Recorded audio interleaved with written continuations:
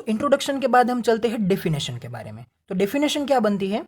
A transistor circuit containing more than one stage of amplification is known as multi stage transistor amplifier.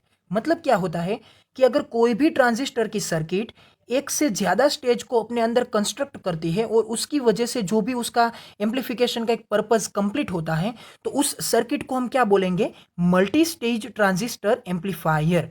तो यहाँ पे आपको clear word में ये मिल सकता है कि अगर एक से ज़्यादा, सिर्फ और सिर्फ एक ही ज़्यादा स्टेज हो, मतलब कि एक के बदले अगर दो भी है तो भी उसे आप क्या बोलने वाले हैं? Multi stage transistor amplifier. In a multi-stage amplifier, a number of singles amplifier are connected in cascade arrangement. Cascade arrangement का क्या होता है?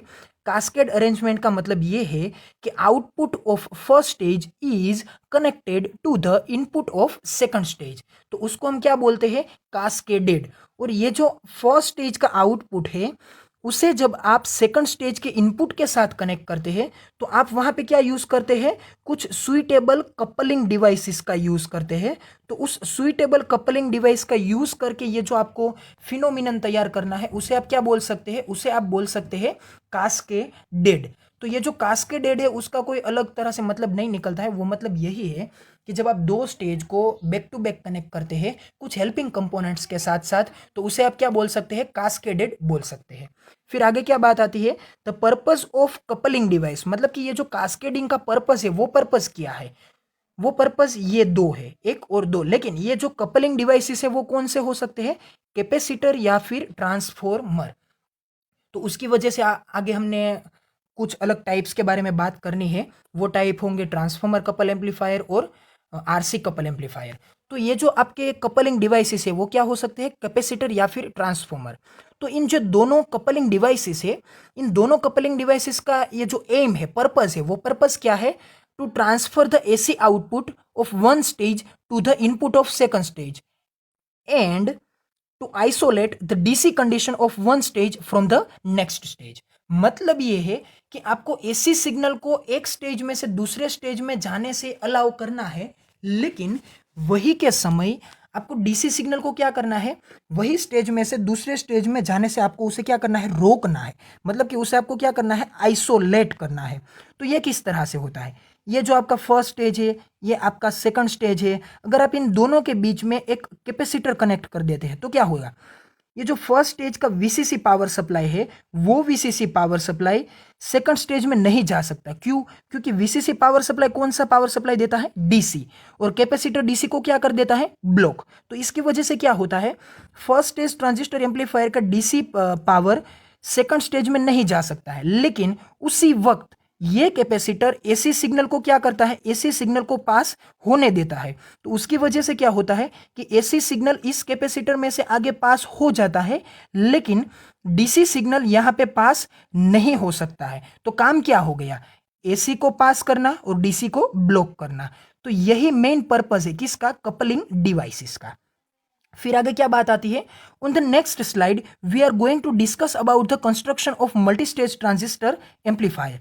This will be the RC couple amplifier as the helping components we are used in construction. The name of amplifier is announced.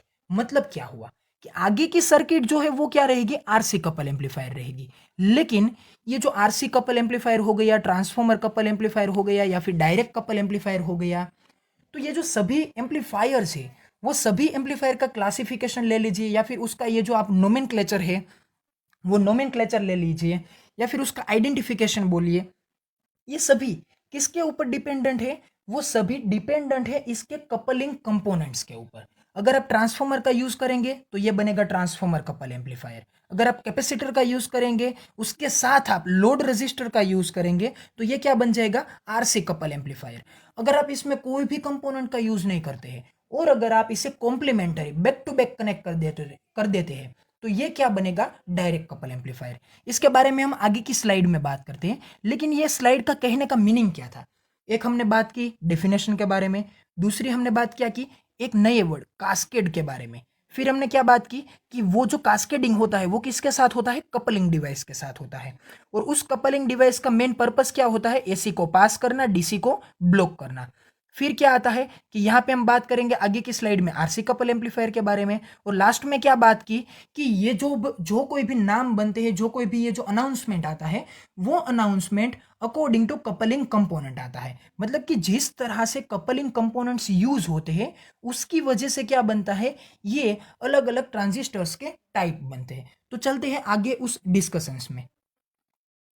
तो इस slide में आप देख सकते हैं ब्लॉक डायग्राम को। ब्लॉक डायग्राम से मतलब क्या है, ये कंसीडर करिए ब्लॉक डायग्राम को। यहाँ पे क्या है, यहाँ पे फर्स्ट स्टेज एम्पलीफायर है, फिर यहाँ पे क्या आया, एक दूसरा स्टेज आया, मतलब कि यहाँ पे क्या लिख रखा है, सेकंड स्टेज। फिर ये दोनों स्टेज के बाद यहाँ पे क्या आया, थर्ड स्टेज आया। और अगर आप देख सकते हैं कि ये फर्स्ट स्टेज और ये सेकंड स्टेज दोनों को क्या किया गया है, कनेक्ट किया गया है। लेकिन कनेक्ट करने के बीच में यहाँ पे क्या हुआ है, यहाँ पे लिख रखा है कपलिंग। कपलिंग का मतलब ये होता है कि फर्स्ट स्टेज को जब आप दूसरे के साथ कनेक्ट करते हैं तो यहाँ पे आपको कुछ हेल्पिंग कंपोनेंट्स का यूज करना होता है। वो हेल्पिंग कंपोनेंट क्या होंगे, आइदर कैपेसिटर और ट्रांसफॉर्मर। सेम कहाँ पे यूज होता है, जब आप दूसरे स्टेज के आउटपुट को थर्ड स्टेज के इनपुट में देते हैं तब। तो यहाँ पे क्या होता है, कपलिंग का यूज होता है। वहीं पे भी आपको रिपीटेडली क्या यूज करना होता है, कैपेसिटर और ट्रांसफॉर्मर को। तो ये क्या हो गया, ये ब्लॉक डायग्राम आपको ये रिप्रेजेंट करता है कि दो स्टेज को जब आप कास्केड करते हैं तो वहां पे आप कपलिंग कैपेसिटर या फिर कपलिंग ट्रांसफॉर्मर का यूज करते हैं, और उसकी वजह से क्या तैयार होता है, एक सीरीज कंस्ट्रक्शन तैयार होता है जिसे हम बोलते हैं मल्टी स्टेज ट्रांजिस्टर एम्पलीफायर। आप यहाँ पे देख सकते हैं नेम ऑफ कपलिंग। तो कपलिंग कितने हो सकते हैं, आरसी हो सकता है, ट्रांसफॉर्मर हो सकता है और डायरेक्ट हो सकता है। तो वहां पे उसके जो मल्टी स्टेज एम्पलीफायर है उसका नाम क्या बन के आता है, RC couple amplifier, transformer couple amplifier, direct couple amplifier. तो अगर आप रजिस्टर और कैपेसिटर का कपलिंग करते हैं तो उसका नाम क्या बनेगा, आरसी कपल एम्पलीफायर। अगर आप कपलिंग ट्रांसफॉर्मर के थ्रू करते हैं तो उसका नाम क्या बन के आएगा, ट्रांसफॉर्मर कपल एम्पलीफायर। और अगर आप कपलिंग में कोई भी कंपोनेंट का यूज नहीं करते हैं और अगर आप ट्रांजिस्टर्स को डायरेक्टली कनेक्ट कर देते हैं, और वो कनेक्शन किस तरह का होता है, कॉम्प्लीमेंटरी कनेक्शन होता है, तो उस कॉम्प्लीमेंटरी कनेक्शन में आपको क्या मिलता है, वहां पे आपको डायरेक्ट कपलिंग एम्पलीफायर मिलता है। तो यहाँ पे आपने जो भी कपलिंग डिवाइसेस यूज होते हैं उस कपलिंग डिवाइसेस के साथ साथ आपने उसके नाम को भी देखा। तो यहाँ पे देख लेते हैं कि मैंने आपको प्रीव्यूज में क्या लिख के दे रखा है। The following figure shows the block diagram of three stage amplifiers. Three stage amplifier का मतलब क्या हुआ, फर्स्ट स्टेज, सेकंड स्टेज और थर्ड स्टेज। मतलब कि तीन स्टेज को यहाँ पे बैक टू बैक कनेक्ट किया हुआ है, कास्केड किया हुआ है। इसकी वजह से आप इसे क्या बोल सकते हैं, थ्री स्टेज एम्पलीफायर बोल सकते हैं। फिर क्या आता है, फिर यहाँ पे आप देख सकते हैं each stage consist of one transistor and associated circuitry.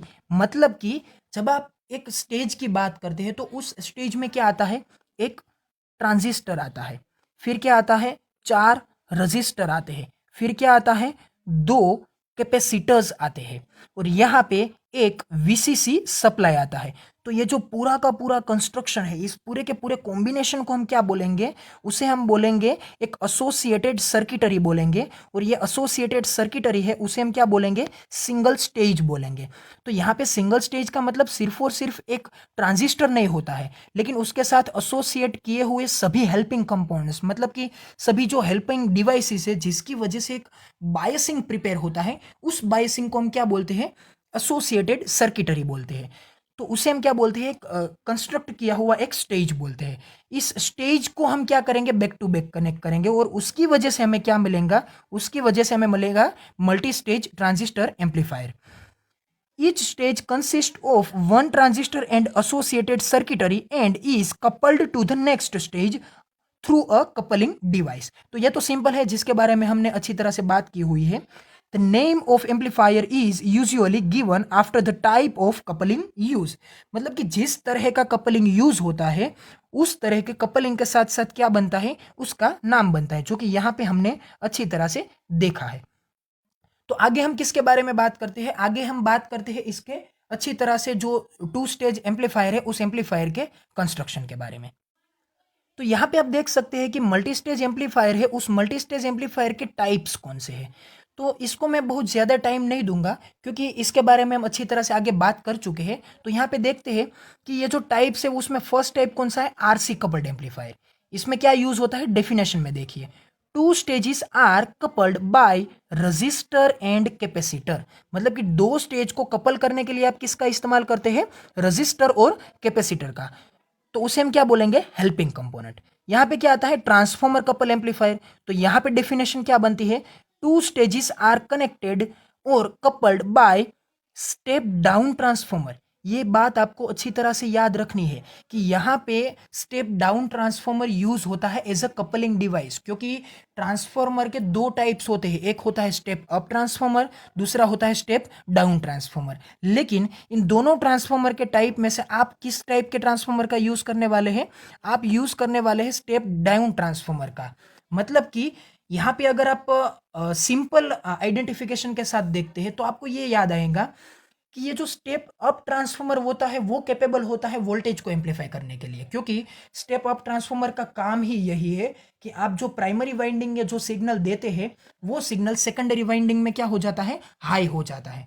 लेकिन यहाँ पे आप किसका यूज करते हैं? स्टेप डाउन का। उसका जो वर्किंग है वो तो एग्जैक्ट ऑपोजिट है। किनसे ऑपोजिट है? हमारे एम्पलीफिकेशन के पर्पज से ऑपोजिट है। क्योंकि स्टेप डाउन ट्रांसफॉर्मर क्या करता है? प्राइमरी वाइंडिंग में जो भी सिग्नल आता है उस सिग्नल को वो क्या कर देता है? आउटपुट में डाउन कर देता है। मतलब कि अगर आप इसमें इनपुट में 230 वोल्ट देते हैं जो कि हमारा एसी सप्लाई होता है, तो वो आउटपुट में क्या कर देता है? 606 के अकॉर्डेंस में वो 6 वोल्ट बना देता है, या फिर 909 के अकॉर्डेंस में वो क्या बना देता है? 9 वोल्ट बना देता है। तो मतलब क्या हुआ कि यहाँ पे ये जो स्टेप डाउन ट्रांसफॉर्मर है वो ट्रांसफॉर्मर हमारे एम्पलीफिकेशन के पर्पस को एग्जैक्ट ओपोजिटली क्या करता है? ब्लॉक करता है। मतलब कि ओपोजिटली उसे क्या करता है? डिनाई करता है। लेकिन सही बात तो यही है कि यहाँ पे जो ट्रांसफॉर्मर यूज होता है वो ट्रांसफॉर्मर किस तरह का होता है? स्टेप डाउन होता है। इसके बारे में हम डिटेल में बात करेंगे जब हम बात करेंगे स्पेसिफिकली ट्रांसफॉर्मर कपल एम्पलीफायर के बारे में। तब हम आपको ये अच्छी तरह से रिप्रेजेंट करेंगे कि ये जो स्टेप डाउन ट्रांसफॉर्मर है वो किस तरह से हमें हेल्प करता है। तो ये क्या था? Transformer couple amplifier. फिर बाद में क्या आता है? Direct couple amplifier. तो डायरेक्ट कपल एम्पलीफायर में क्या होता है कि यहाँ पे आप डायरेक्टली दो स्टेजेस को कनेक्ट कर देते हैं। किसके साथ? तो कि इंडिविजुअली एम्पलीफायर्स को आप डायरेक्टली कनेक्ट कर देते हैं, तो इसको आप क्या बोल सकते हैं? Direct coupled amplifier. यहाँ पे कोई भी हेल्पिंग कंपोनेंट्स का यूज करने की कोई ज़रूरत होती नहीं है, तो इसकी वजह से हम इसे क्या बोलते हैं? Direct couple amplifier. तो डेफिनेशंस तो हमने देख ली। आरसी कपल में आता है दो स्टेज को कनेक्शन में रजिस्टर और कैपेसिटर। ट्रांसफॉर्मर में आता है step down transformer. Direct coupling में कोई भी कंपोनेंट नहीं यूज होते हैं, वो क्या करता है? डायरेक्टली कंस्ट्रक्ट हो जाता है। फिर आगे जो बात आती है वो क्या है? RC coupled amplifier, two stages are coupled by the resistor and capacitor like helping components. The capacitor connects the output of one stage to the input of next stage in order to pass the AC signal on while blocking the DC signals। मतलब कि ये AC को पास कर देता है और उसी वक्त DC को क्या कर देता है? ब्लॉक कर देता है। सिमिलर काम किसका है? सिमिलर काम ट्रांसफॉर्मर का है। वो भी क्या करता है? वो पास करता है एसी सिग्नल को और ब्लॉक किसको करता है? डीसी सिग्नल को। और आगे एक जो उसका एक एडिशनल वर्क है ट्रांसफॉर्मर कपल एम्पलीफायर का, वो एडिशनल वर्क क्या है कि वो इंपीडेंस मैचिंग का भी काम करता है। इंपीडेंस मैचिंग का काम किस तरह से करता है वो इसके बारे में हम डिटेल में डिस्क्रिप्शन लेंगे इसके पर्सनल डिस्क्रिप्शन में। लेकिन यहाँ पे आपको ये अच्छी तरह से याद रखना है, जो काम कैपेसिटर का है वही काम किसका है? स्टेप डाउन ट्रांसफॉर्मर का। लेकिन इसका एक एडिशनल काम क्या होता है? एडिशनल पर्पस क्या होता है? एडिशनल पर्पस है इंपीडेंस मैचिंग का। फिर बाद में डायरेक्ट कपल एम्पलीफायर आता है। यहाँ पे क्या आता है कि यहाँ पे आपको दोनों स्टेजेस को डायरेक्टली कपल्ड करना होता है और इसकी वजह से जो बनता है उसे हम क्या बोलते हैं? Direct couple amplifier. Two stages may be directly connected without the necessary of DC isolations। मतलब यहाँ पे क्या होता है? डीसी जो सिग्नल्स होते हैं वो सिग्नल एक स्टेज से दूसरे स्टेज में ड्राइव होते हैं। वो डीसी सिग्नल्स सिर्फ और सिर्फ एक स्टेज में ब्लॉक हो ऐसा यहाँ पे नहीं होता है। यहाँ पे क्या होता है? एक डीसी सिग्नल दूसरे स्टेज में क्या हो जाता है? स्टेप हो जाता है। मतलब कि वो आगे बढ़ सकता है। जबकि ये जो आगे के दोनों टाइप से वहां पे क्या होता था? डीसी सिर्फ और सिर्फ एक ही स्टेज में रहता था, आगे नहीं जा सकता था, वो क्या हो जाता था? ब्लॉक हो जाता है। लेकिन यहाँ पे क्या होता है? वो डीसी सिग्नल आगे प्रोपेगेट हो सकता है। तो यहाँ पे आप देख सकते हैं मल्टी स्टेज ट्रांजिस्टर एम्पलीफायर के दो अलग अलग स्टेजेस है। दोनों स्टेजेस टोटली आइडेंटिकल है, क्योंकि यहाँ पे एक ट्रांजिस्टर दो ऊपर दो नीचे 4 रजिस्टर, यहाँ पे भी दो ऊपर दो नीचे 4 रजिस्टर, एक कैपेसिटर, तो यहाँ पे भी कैपेसिटर, यहाँ पे बाईपास कैपेसिटर, यहाँ पे भी बाईपास कैपेसिटर। तो दोनों स्टेजेस टोटली क्या है, आइडेंटिकल है। मतलब कि जिस तरह का ट्रांजिस्टर आप फर्स्ट स्टेज में यूज करते हैं, कंसिडर कीजिए कि आपने यहाँ पे यूज किया है BC547 या फिर यूज किया है BC548। तो ये दोनों जो ट्रांजिस्टर होंगे, दोनों ट्रांजिस्टर फर्स्ट और सेकंड में क्या होंगे, सेम होंगे। तो ये जो दोनों स्टेजेस है वो क्या है, 100% आइडेंटिकल है। आइडेंटिकल से मेरा मतलब क्या है कि ये दोनों एक दूसरे की क्या है, कॉपी है। मतलब कि यहाँ पे आप इसको सिलेक्ट करके कंट्रोल C देके यहाँ पे अगर आप कंट्रोल V कर देते हैं, तो ये जिस तरह की ये फिगर बनती है, इस फिगर को हम क्या बोलते हैं, टोटली आइडेंटिकल या फिर कॉपी टू कॉपी इमेज बोलते हैं। तो यहाँ पे क्या होगा, ये स्टेज 1 और ये स्टेज 2 दोनों एक दूसरे के साथ किस तरह से कनेक्ट होंगे, तो कि ये आउटपुट है, ये आउटपुट है, इसको आप यहाँ पे कनेक्ट कर देंगे इनपुट के साथ।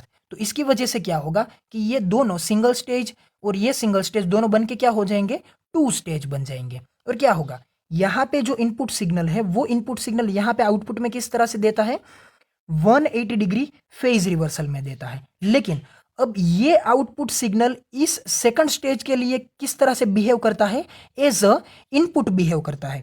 तो ये सिग्नल भी आउटपुट में क्या होगा, 180 डिग्री का फेज रिवर्सल देगा। तो उसकी वजह से क्या होगा, यहाँ पे एक क्या है, नेगेटिव साइकिल है, तो यहाँ पे ये क्या हो जाएगा, पॉजिटिव, और ये पॉजिटिव साइकिल यहाँ पे क्या हो जाएगा, नेगेटिव हो जाएगा।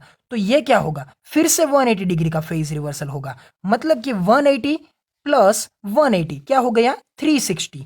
तो 360 की वजह से क्या हो जाएगा, दोनों सिग्नल फिर से एक दूसरे के ऊपर सुपर इंपोज होने के लिए कैपेबल हो जाएंगे। मतलब कि दोनों क्या हो जाएंगे, 100% इन फेज आ जाएंगे। तो उसकी वजह से हम क्या बोल सकते हैं कि ये जो 2 स्टेज एम्पलीफायर्स है, वो 2 स्टेज एम्पलीफायर जब आउटपुट में सिग्नल्स देते हैं, तो वो सिग्नल क्या होते हैं, 100% इन फेज मिलते हैं। तो देख लेते हैं कि मैंने यहाँ पे आपको क्या लिख के दे रखा है। Let us consider the 2 stages as shown in the following figure, जो कि यहाँ पे हमने आपको देखा दिया है। बोथ आर टोटली आइडेंटिकल, और इन दोनों का कंस्ट्रक्शन किस तरह से हो सकता है वो हम क्या देखेंगे, कहाँ पे देखने वाले हैं, वो हम देखने वाले हैं नेक्स्ट स्लाइड में। तो यहाँ पे आप देख सकते हैं कि उसी मल्टी स्टेज ट्रांजिस्टर एम्पलीफायर में जब आप इन दोनों स्टेज 1 और स्टेज 2 को इस तरह से कनेक्ट कर देते हैं, तो उस कनेक्शन को हम क्या बोलते हैं, ज्वाइनिंग ऑफ 2 स्टेजेस। और ये जो ज्वाइनिंग होता है, उस ज्वाइनिंग को करने के लिए आप क्या यूज करते हैं, यहाँ पे आपने एक कैपेसिटर का यूज किया हुआ है। वो कैपेसिटर फर्स्ट स्टेज और सेकंड स्टेज को क्या करता है, कास्केड करता है। कास्केड से मतलब क्या होता है कि ये दोनों स्टेज को कनेक्ट करता है, जिसकी वजह से क्या होता है कि ये जो फर्स्ट स्टेज का वीसीसी सप्लाई है, वो वीसीसी सप्लाई जब यहाँ से पहुंचेगा यहाँ तक, तो वो वीसीसी सप्लाई मतलब कि वो डीसी सिग्नल स्टेज 2 में नहीं जा सकता है। तो वो स्टेज 2 में नहीं जाएगा, तो उसकी वजह से क्या होगा कि दोनों स्टेज में डीसी जो पावर सप्लाई है, वो डीसी पावर सप्लाई क्या रहेगा, आइसोलेटेड रहेगा। और वही काम कहाँ पे होने वाला है, वही काम यहाँ पे आउटपुट में भी होने वाला है, जब यहाँ पे आप CO कनेक्ट करते हैं, मतलब कि आउटपुट कैपेसिटर कनेक्ट करते हैं। और यहाँ पे आप सभी मेंशनिंग्स को देख सकते हैं कि इस मेंशनिंग में आपने क्या देख रखा है कि ये आपका इनपुट सिग्नल है। वो input signal after the first stage क्या हो जाता है, 180 डिग्री, मतलब कि पाई रेडियन में फेज रिवर्सल में आ जाता है। और वही आउटपुट सिग्नल यहाँ पे क्या होता है, सेकंड स्टेज में इनपुट की तरह जाता है, और वो signal more and more amplify हो सकता है। अगर आप ये देखें तो यहाँ पे जो एम्पलीट्यूड था, वो एम्पलीट्यूड यहाँ पे राइज अप हुआ, और ये एम्पलीट्यूड आउटपुट में और भी राइज अप हुआ, और राइज अप होने के साथ साथ क्या हुआ, पाई रेडियन का एक फेज रिवर्सल भी मिला। तो क्या हुआ, पाई प्लस पाई 2 पाई, 2 पाई का मतलब क्या होता है, 180 प्लस 180 से बनता है 360, और पाई प्लस पाई से मिलता है 2 पाई। मतलब कि ये जो सिग्नल है, ये इनपुट और ये फाइनल आउटपुट, फाइनल आउटपुट से मेरा मतलब है कि ये दोनों स्टेज के बाद में जो मिलता है वो आउटपुट। तो ये जो फर्स्ट इनपुट और फाइनल आउटपुट दोनों क्या आते हैं, दोनों एक दूसरे के साथ टोटली मैचिंग में आते हैं, इन फेज सिग्नल बनते हैं। तो इन फेज सिग्नल बनने के साथ साथ वो 2 बार एम्पलीफाई हुए होते हैं। उसकी वजह से क्या होता है कि हमें एम्पलीफिकेशन का जो पर्पस था, हमारा जो एक नीड था, वो नीड यहाँ पे क्या हो गया, फुलफिल हो गया। तो हमें समझना क्या था, समझना यही था कि हमारा जो एम्प्लीफिकेशन का पर्पस है वो अच्छी तरह से फुलफिल हो जाता है। तो उसकी वजह से हम मोर एंड मोर स्टेजेस को एक दूसरे के साथ कनेक्ट करते हैं और उस कनेक्शन की वजह से हमारा सिग्नल प्योरली अच्छी तरह से एम्पलीफाई हो जाता है। तो आई होप कि आपको ये सब, ये जो ओवरव्यू है, मतलब कि ये जो हमारा कंक्लूजन है, वो कंक्लूजन क्या बनता है, कंक्लूजन में हमें कुछ अच्छे टॉपिक्स को अच्छी तरह से याद रखना है कि मल्टी स्टेज तभी यूज करना पड़ता है जब आप एक स्टेज के साथ अपना काम पूरा नहीं कर सकते हैं, अपनी नीड को फुलफिल नहीं कर सकते हैं। तो जनरली जो प्रैक्टिकल सर्किट्स होती है वो कैसी होती है, मल्टी स्टेज ही होती है, क्योंकि सिंगल स्टेज एम्पलीफायर अपना पूरा परफॉर्मेंस नहीं दे पाता है। जब आप मल्टी स्टेज ट्रांजिस्टर एम्पलीफायर के बारे में बात करते हैं तो आपको कपलिंग कंपोनेंट्स के बारे में बात करनी पड़ती है। तो कपलिंग तीन तरह से हो सकते हैं, या तो कैपेसिटर के साथ कपलिंग हो सकता है, या फिर ट्रांजिस्टर के साथ कपलिंग हो सकता, सॉरी, ट्रांसफॉर्मर के साथ कपलिंग हो सकता है। तो ये जो ट्रांसफॉर्मर है वो किस तरह का होना चाहिए, स्टेप डाउन होना चाहिए।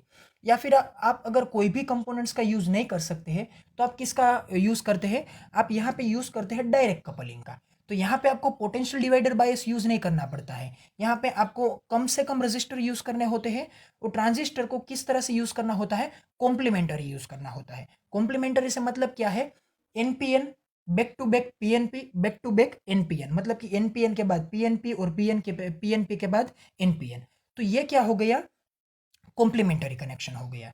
यहाँ पे आप देख सकते हैं कि जब आप इवन नंबर्स में, जब आप एम्पलीफायर के स्टेजेस को यूज करते हैं तो इवन नंबर में जो भी स्टेज यूज होता है उस स्टेज का आउटपुट, मतलब कि फर्स्ट इनपुट के साथ जो फाइनल आउटपुट होता है वो फाइनल आउटपुट क्या होता है, 100% इन फेज होता है। इन फेज से मतलब क्या है कि यहाँ पे आप देख सकते हैं कि ये जो इनपुट था वो इनपुट आउटपुट के साथ टोटली क्या है, इन फेज में आता है। तो जब आप इवन नंबर में यूज होते हैं 2 4 6, तो ये जो नंबर ऑफ स्टेजेस होते हैं वो स्टेजेस क्या आते हैं, इन फेज में आते हैं। लेकिन जब आप ओड नंबर में यूज करते हैं, मतलब कि 1 3 5 7, तो यहाँ पे क्या होता है, वो आता है आउट ऑफ फेज में। लेकिन एम्पलीफिकेशन तो होता ही है, लेकिन वो जो आउटपुट मिलता है वो आउटपुट कैसा होता है, आउट ऑफ फेज में मिलता है। मतलब कि यहाँ पे 180 डिग्री का एक फेज शिफ्ट आपको मिलता है। तो आई होप कि आपको ये सभी कंक्लूजन में अच्छी तरह से समझ में आ गया होगा। तो आगे के वीडियोस में हम बात करेंगे इन सभी मल्टी स्टेज एम्पलीफायर के बारे में डिटेल में। Thank you.